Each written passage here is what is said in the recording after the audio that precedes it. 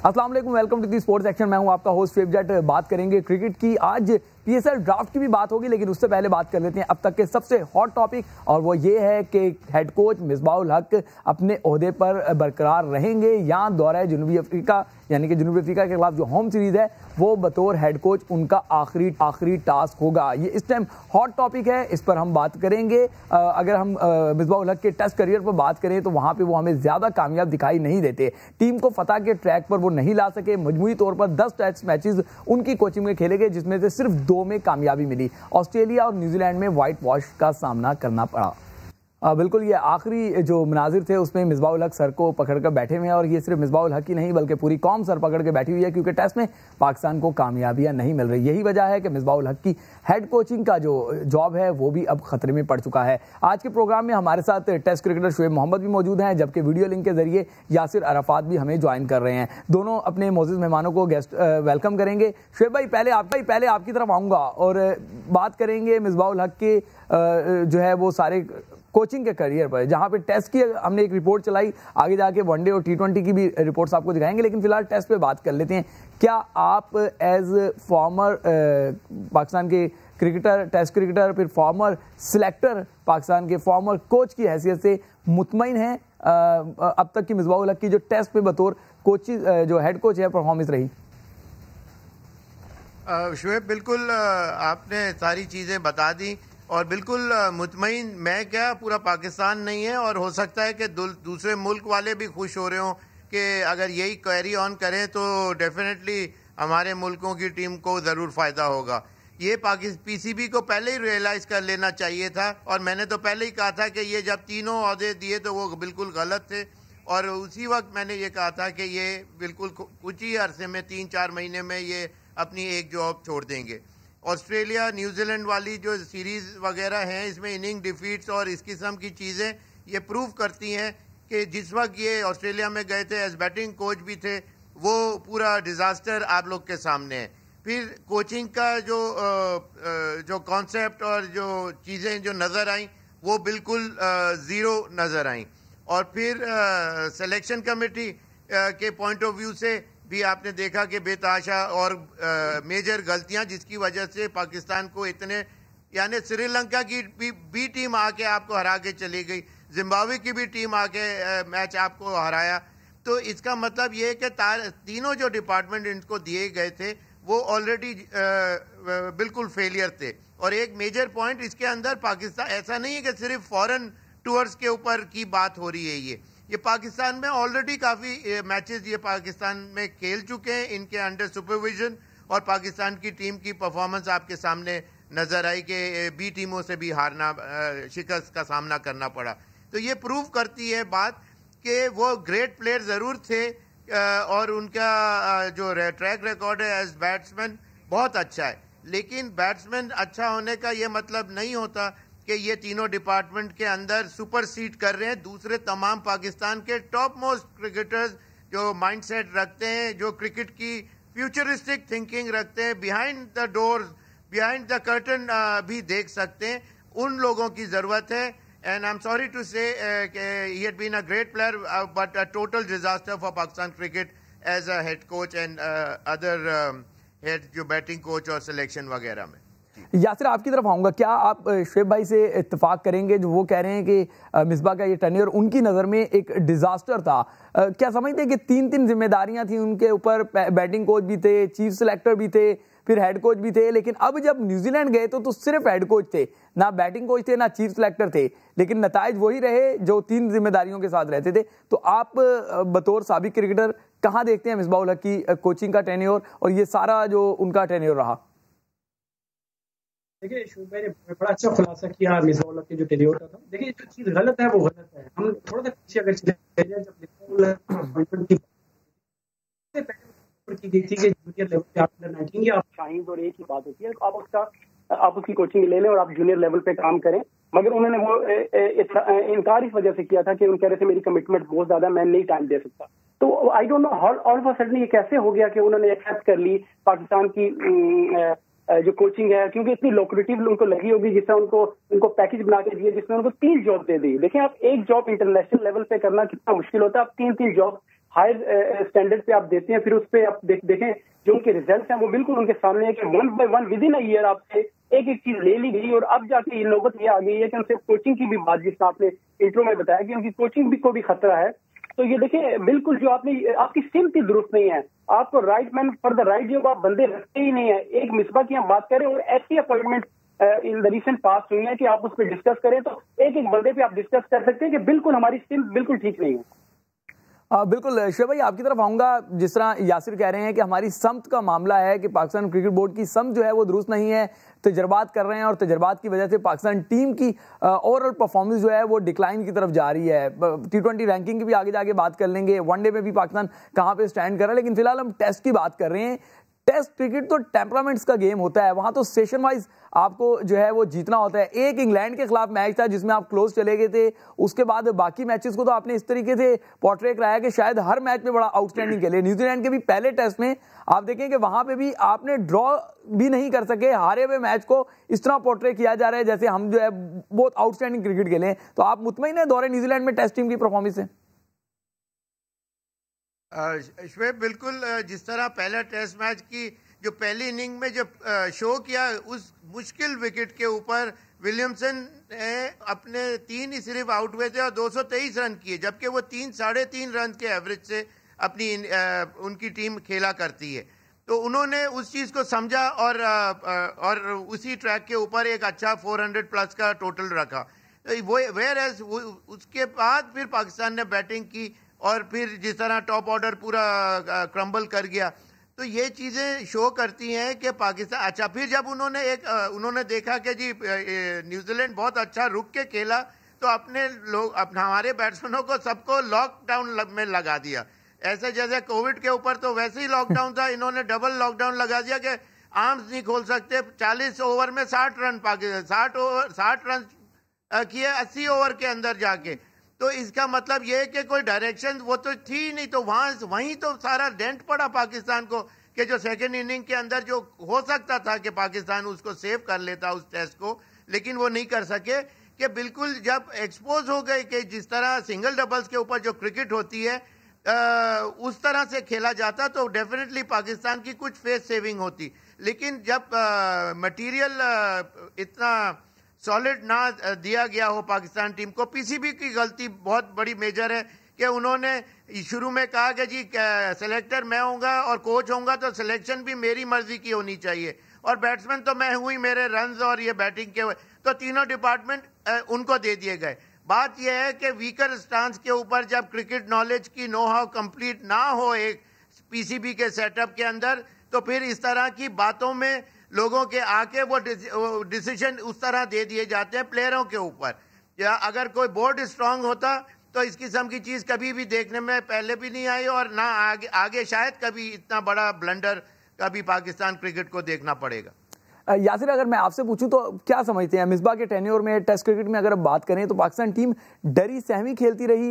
बहुत सारे लोग क्रिटिसाइज करते हैं जो है कि मिसबा खुद डिफेंसिव माइंड के प्लेयर थे, तो वो टीम को भी डिफेंसिव जो है स्ट्रेटेजी के साथ आगे लेके चल रहे थे। यही वजह थी कि हमने अटैकिंग क्रिकेट नहीं खेली, और जब अटैकिंग क्रिकेट नहीं खेली तो हमें डिफीट्स जो हैं वो ज्यादा जो है सामना करना पड़ा डिफीट्स का। आप क्या कहेंगे इस बारे में? देखिए, ये उनका माइंडसेट तो हम सबको पता है और हम लोग इस डिस्कस करते हैं, मगर एक चीज देखें, पिछले लगी थी कि पाकिस्तान टीम 2010 में जब गई थी तो उसमें जो कोचिंग स्टाफ था वो सारा अभी तक 10 साल, देखिए दुनिया आगे जा रही है, हम लोग वहीं पे हैं या पीछे जा रहे हैं। उसमें अगर आप देखें एनालिस्ट भी हमारा वही है, कोचिंग में जो कप्तान था वो अब कोचिंग में आ गया, जो कोच था वो भी कोचिंग, जिसना वकार भाई कोच उस टाइम भी थे और अभी भी कोच हैं। आप इवन देखिए मिस्योर जो हमारा वो भी अभी 10 साल के बाद मिस्योर भी हमारा वही है। तो अब इस चीज से अंदाजा लगा सकते हैं दुनिया कहाँ जा रही है और हम बैकफुट पे जा रहे हैं। और मिसबा की आपने जिस तरह बात की, तो देखिए ये प्रोफेशनल जॉब है। मिसबा ने कभी भी क्लब लेवल पे इवन जूनियर लेवल पे भी कोचिंग नहीं की। आप इंटरनेशनल प्लेयर्स उनके हवाले एज अ कोच कर देंगे, क्योंकि ये बड़ी सेक्रीफाइस करने वाली जॉब है, टाइम गिविंग जॉब है।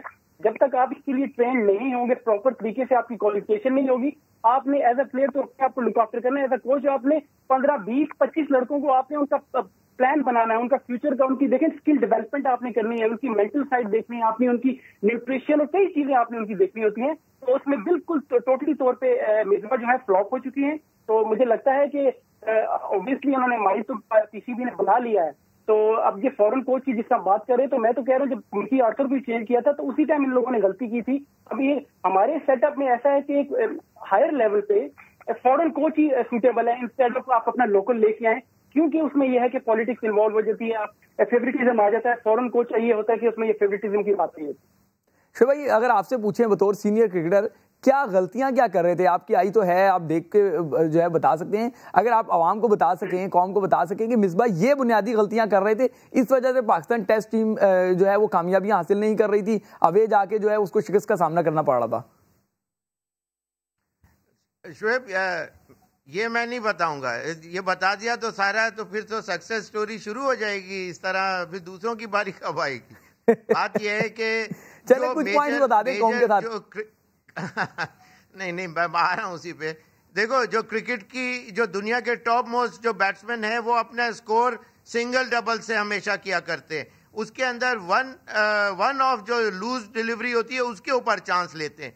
पाकिस्तान के बैट्समैनों की मेजर गलती ये है कि वो या तो बिल्कुल बॉक डाउन होते हैं, they don't know their third stump where it is, वहां से बाहर की बॉल को इसलिए खेलने चले जाते हैं कि बॉल कहीं विकेटों में ना चले जाए। ना सिंगल का वो शॉट होता है और ना वो चौके का लिए, ना डिफेंसिव कोई शॉट होता है, और वो उस बॉल पे खेलने चले जाते हैं। और फिर उसके अलावा ये है कि मेजर जो चीज़ है वो उनके माइंडसेट को किस तरह आगे लेके जाना है। मिसबा ने वो उनको फीड नहीं किया हुआ। आप बोलेंगे कि यार इस सीरीज में बैटिंग कोच यूनुस खान थे, लेकिन डायरेक्शन क्या 3 रन पे खेलना है या 2-2.5 पे भी खेलना है, ये कौन बताएगा? यूनुस की फाइनल से है कि मिसबा की से है? He is the coach, head coach, तो वो डायरेक्शन बताएगा कि we have to go in this direction rather than the other one. तो कोचिंग के पॉइंट ऑफ व्यू से यूनुस की बैटिंग के ऊपर बात हो सकती है, लेकिन डायरेक्शन जो है वो मिसबा की तरफ से आता है। तो इस वजह से जो बात हो रही है वो उनकी ज्यादा गलती सामने मेरे नजर आई। और वो माइंड लोगों के जो, या तो पाकिस्तान के प्लेयर सिर्फ खुला खेलना आता है उनको, चौका छक्का मारना, या फिर डिफेंस करना आता है, इसीलिए 40 ओवर 60 रन का फिगर आपके सामने आया। बिल्कुल, आप शुएब भाई सही कह रहे हैं। आगे बढ़ते हैं और बात कर लेते हैं मिसबाहुल हक के T20 में बतौर हेड कोच क्या जो है वो परफॉर्मेंसेज रही कोचिंग में पाकिस्तान टीम की। वनडे परफॉर्मेंस पे तो डिस्कस करेंगे, लेकिन पहले T20 की बात कर लेते हैं, क्योंकि वहां पे हम रैंकिंग में मुसलसल नीचे जा रहे हैं। मिसबाहुल हक की कोचिंग में कौमी T20 टीम जो है वो जीतना ही भूल गई है। 18 मैचेस खेले, सिर्फ 7 मैचेस में कामयाबी मिली, जिसमें 5 मैचेस बांग्लादेश और जिम्बाब्वे जैसी टीमों के खिलाफ जीते। इससे अंदाजा लगा सकते हैं। रिपोर्ट देखते हैं, फिर आगे बात करते हैं। शुएब भाई, आपकी तरफ आऊंगा। नंबर 1 थे हम T20 में, उस वक्त कप्तान थे सरफराज अहमद, फिर हेड कोच मिसबाहुल हक बने, बोर्ड का फैसला हुआ और सरफराज को T20 कप्तानी से हटा दिया गया। उसके बाद से टीम मुसलसल नीचे आ रही है। सिर्फ 7 कामयाबियां, उनमें से भी 5 बांग्लादेश और जिम्बाब्वे के खिलाफ, सिर्फ 2 कामयाबियां, एक न्यूजीलैंड के खिलाफ और एक इंग्लैंड के खिलाफ। बाकी हम मैचेस हारते ही रहे हैं। इस पर आप क्या कहेंगे? शुएब, इसके अंदर सिंपल ये है कि ब्लू आइट बॉयज को ज्यादा प्रेफरेंस दी, अपने जो मेन प्लेयर्स हैं उनको डिस्कार्ड कर दिया, कैप्टनसी फॉर नो राइम और रीजन अपना फेवरेट प्लेयर को ला के बीच में डाल दिया गया। तो ये चीजें बिल्कुल एक्सपोज हो चुकी हैं कि जिसकी वजह से पाकिस्तान के अंदर ये जो इतना डेफिसिट 18 मैचों में सिर्फ 6-7 मैचेस जीत सकें, वो भी वीकर टीमों के अगेंस्ट। तो बात यही है कि अपने ना ओपनिंग सेट होने के लिए आप 2-3 प्लेयर अपनी आय तो रखें कि यार ये 3 प्लेयर हैं मेरी नजर में कि ये पाकिस्तान, और उन्हीं के ऊपर रिलाई करें और उन्हीं को टाइम एंड अगेन चांस दें अगर आपकी आय है तो वरना ये है कि जो भी कोई आप किसी को भी कोच करते हैं वो बोलेगा ये आज सेट नहीं है तो कल दूसरा और परसों तीसरा। तो इसी तरह ये पाकिस्तान टीम का ये हाल इसी वजह से होता है कि जब आप स्टेबिलिटी किसी प्लेयर को ना दें तो उसको कॉन्फिडेंस ना दें। और उसका एक और रीजन, मेजर रीजन ये भी है कि देखें, सारा गेम हम ब्लेम गेम मिसबा पे तो कह रहे हैं और जो कि रीजन है भी कहने के लिए, लेकिन ये देखें कि पीसीबी का कितना बड़ा ब्लंडर है कि पूरे पाकिस्तान के जो सेटअप के अंदर जो कोचेज हैं वो इस काफी अरसे की बात कर रहा हूं कि वो सारे फेलियर्स रहे। अभी आके पिछले 1-2 महीने में कोई अच्छे नाम मोहम्मद यूसुफ वगैरह जैसे प्लेयर आए, वरना आप ज्यादातर बहुत बड़े नाम भी पाकिस्तान के सेटअप में पिछले 5-7 साल के जो कोच अराउंड रिवॉल्व करते रहे, आप उनको देखें, उन्होंने उनका क्या प्रोड्यूस किया उन्होंने।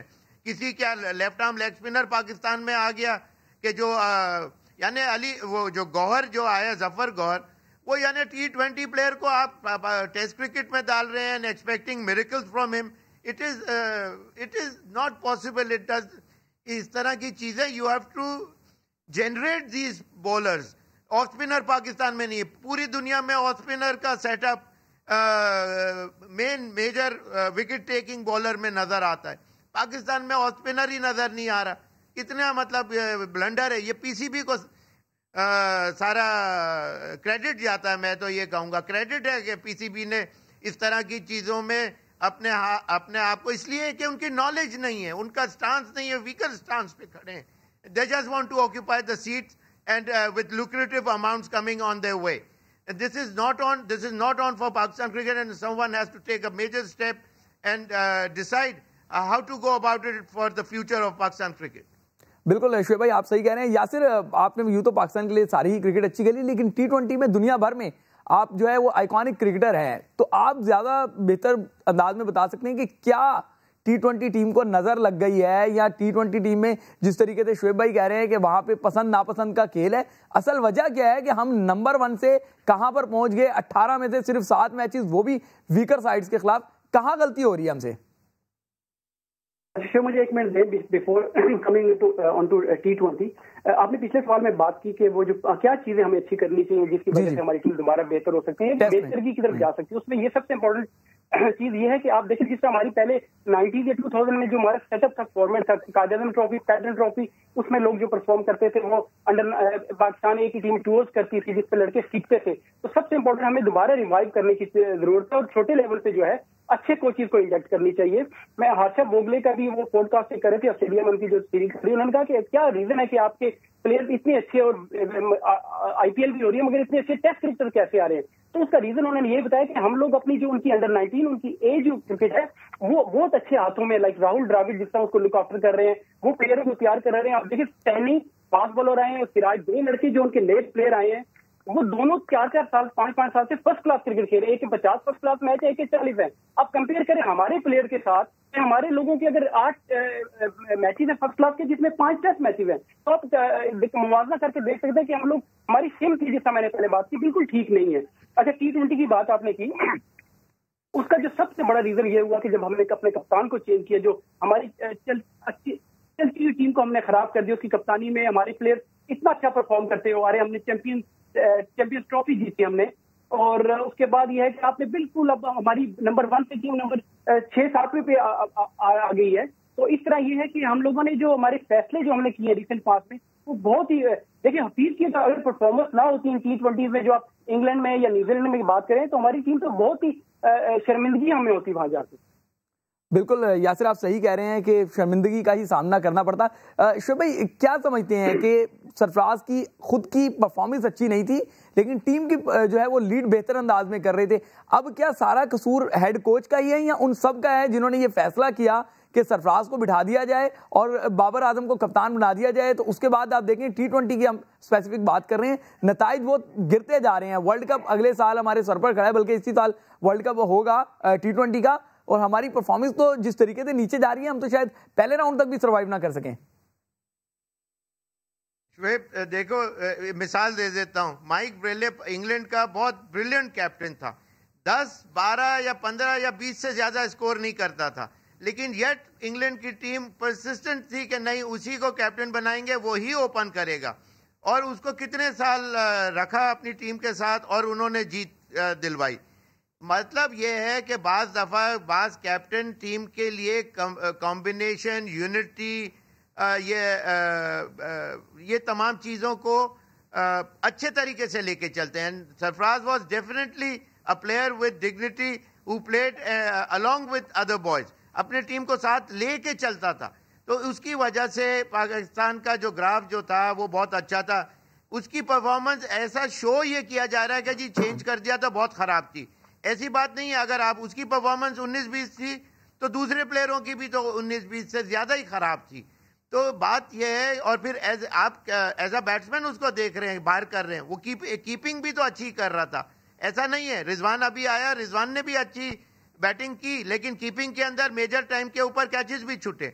तो पार्ट एंड पार्सल ये तो है अपनी जगह। बात यही है कि उसको बिल्कुल रॉन्गली वो डिसीजन लेके पाकिस्तान, इसलिए कि उसको हटाना था, अपने प्लेयर को लाना था। और जहां तक बाबर की बात है, सचिन तेंदुलकर दुनिया का बेस्ट बैट्समैन था, कैप्टनसी दी, लेकिन वो नहीं क्लिक कर सका, ना उसका माइंडसेट था। Similarly Babar Azam in the similar mould of cricket, like Sachin, कि जिस तरह वो उसका बेसिकली माइंडसेट बैटिंग के ऊपर कंप्लीट फोकस होता है, टीम को आगे लेके चलता है, मुश्किलात का सामना करके emerge as a winner for Pakistan cricket. Batting में बड़े स्कोर, मुश्किलात में आके स्कोर करना, ये तमाम चीजें। तो इसी तरह जबरदस्ती रिजवान बहुत अच्छे 2015 के वर्ल्ड कप की टीम के अंदर जब जारी थी, जब मैंने कहा था Rizwan is a brilliant player, is a brilliant batsman, he knows how to take singles and doubles and he can hit over the head at the same time at will and desire। लेकिन बात यह है, ये confidence मैंने उस वक्त show किया था, लेकिन एज अ बैट्समैन मैं चाहता था कि वो टीम के अंदर आए, और Sarfaraz would of course be the main keeper for it. तो सरफराज के साथ इनजस्टिस हुआ है, there is still time, world cup में अभी 1 साल है, nothing is lost so far. उसको वापस लेके आना चाहिए और गलती एडमिट करना चाहिए पीसीबी को कि जी हमसे ये गलती हुई है, और हम उनकी बातों में आ गए, और ये डिसीजन वापस रिवर्ट करके he should be the captain of the side, ताकि पाकिस्तान टीम का जो भी इनका जो वेटेज है, पाकिस्तान टीम कोई ब्रिलियंट टॉप दुनिया की बेस्ट टीम अभी नहीं है, लेकिन जो भी है उसको आगे इन अ बेटर वे आगे लेके चला जा सकता है if the decision are taking correctly.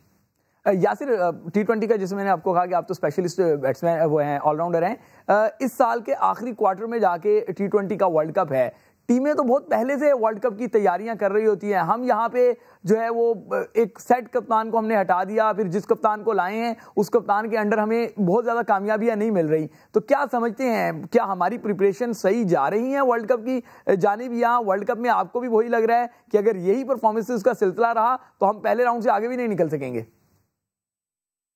जी बिल्कुल, जिस तरह भी हमें शर्मिंदगी हो रही है as a fan, as ex cricketer के, उसी तरह रिजल्ट यही होंगे अगर हम लोग इस तरह चलते रहे। शोएब भाई ने बड़ी अच्छी बात की कि अगर गलती होगी तो आपको उसको सुधारा जा सकता है।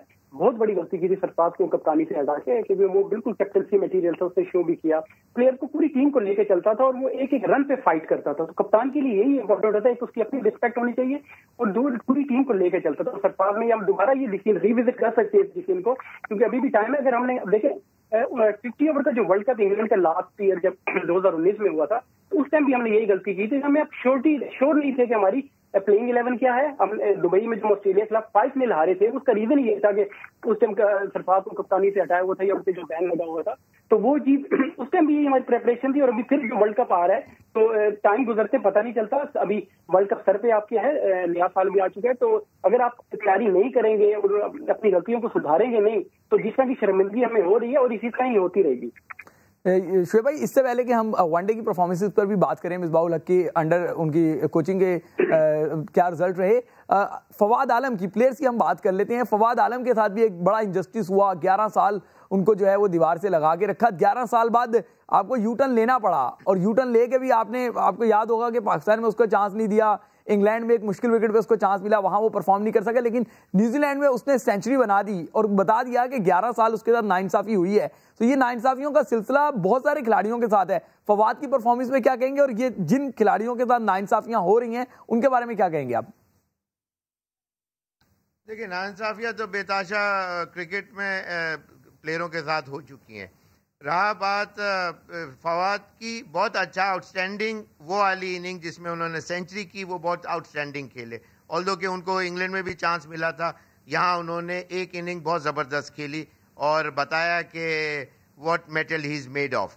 लेकिन बात यह है कि बाज़ दफ़ा ऐसा होता है शोएब कि आपको जब शुरू में मौका मिलता है और फिर जब आप वहाँ अपनी प्लेस लूज़ कर देते हैं, तो जो दूसरे प्लेयर आते हैं जिस तरह मिसबा और यूनुस उस टाइम के ऊपर, और फिर उमर अकमल भी शायद थे, तो उस तरह से टीम के अंदर पोजीशन नहीं बना सकता इंसान जिस तरह साजिद मोहम्मद और माजिद खान की ओपनिंग की जोड़ी थी, तो ऑलमोस्ट 10 ईयर तक कोई दूसरा ओपनर टीम में नहीं आ सका। ऑल्दो पाकिस्तान में बड़े अच्छे अच्छे प्लेयर्स खेलते रहे और उनकी परफॉर्मेंसेस भी थी, but yet they were not given a chance because वो जो जगह है वो स्लॉट खाली नहीं हो रहा। उस जगह के अंदर वैक्यूम होगा तो आप फिट इन हो सकते हैं। तो मैं समझता हूं, लेकिन सबसे अच्छी बात ये थी उसने परसिस्टेंट रहा, he believed in himself and proved yes he had played for Pakistan and he would again play for Pakistan, और वो उन्होंने प्रूव किया जो सेंचुरी करके